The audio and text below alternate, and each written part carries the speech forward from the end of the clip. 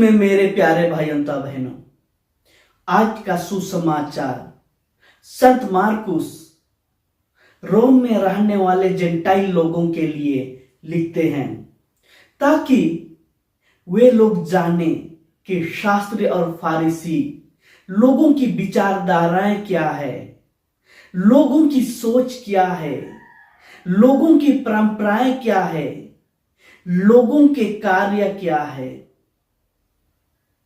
ये फारिसी और शास्त्री लोग कौन है? फारिसी ये शब्द हिब्रू भाषा से आता है, जिसका अर्थ है सेपरेटेड। वे लोग अपने आप को लोगों से अलग रखते थे और मूसा द्वारा दी गई कानून को बारीकी से इस पर देखते थे कि कोई इसका पालन कर रहे हैं या नहीं। शास्त्री लोगों का मुख्य काम था पढ़ना। वे लोग विशेष करके स्क्रिप्चर का ध्यान करते थे। उस समय प्रभु यीशु की ख्याति दिनों दिन बढ़ती जा रही थी, इसीलिए वे लोग प्रभु यीशु से घृणा करने लगे, बैर करने लगे। वे लोग इस ताक में रहते थे कि कब प्रभु यीशु पर दोष लगाए। प्रभु यीशु के जन्म के कुछ साल पहले, जब कोई भी नबी इस धरती पर नहीं था, उस समय मानव ने परंपराएं बनाई। जब शास्त्री और फारिसी प्रभु यीशु के शिष्यों पर दोष लगाते हैं, तो इस पर प्रभु यीशु अपनी प्रतिक्रिया व्यक्त करते हैं, क्योंकि शास्त्री और फारिसी ईश्वर के नियमों का उल्लंघन करते थे और मानव द्वारा निर्मित परंपराएं और नियमों से इसकी तुलना करते थे।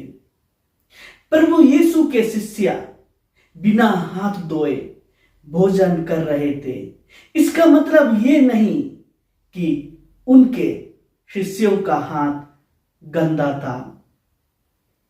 इसका यह मतलब नहीं कि वे अशुद्ध थे। शास्त्री और फारिसी उन लोगों पर पारंपरिक रूप से दोष लगा रहे थे।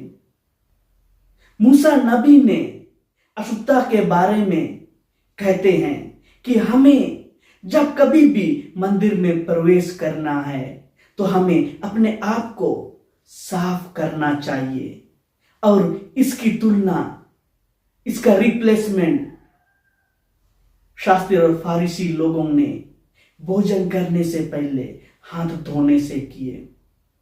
आज की सुसमाचार में प्रभु यीशु कहते हैं कि हमारे जीवन में अशुद्धता बाहर की चीजों से नहीं आती है, बल्कि हमारे अंदर से आती है।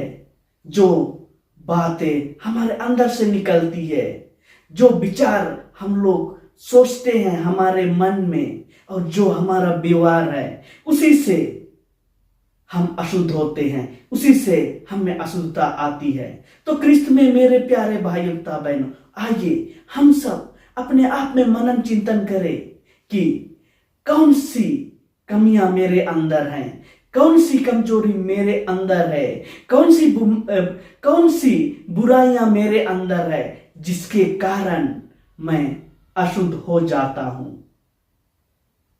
आमीन।